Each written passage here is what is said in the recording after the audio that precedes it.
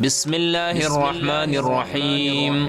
اللهم اجعلني فيه من المتوكلين عليك، واجعلني فيه من الفائزين لديك، واجعلني فيه من المقربين إليك بإحسانك يا غاية الطالبين. ترجمہ: بار الہ، اس مہینے میں تو مجھے اپنے اوپر توکل کرنے والوں میں قرار دے، اور اس میں مجھے اپنے نزدیک سعادت مندوں میں سے بنا دے، اور اس میں مجھے اپنے مقربین میں سے بنا دے. اے طلب کرنے والوں کی منتہائے آرزو، اپنے احسان کے صدقے.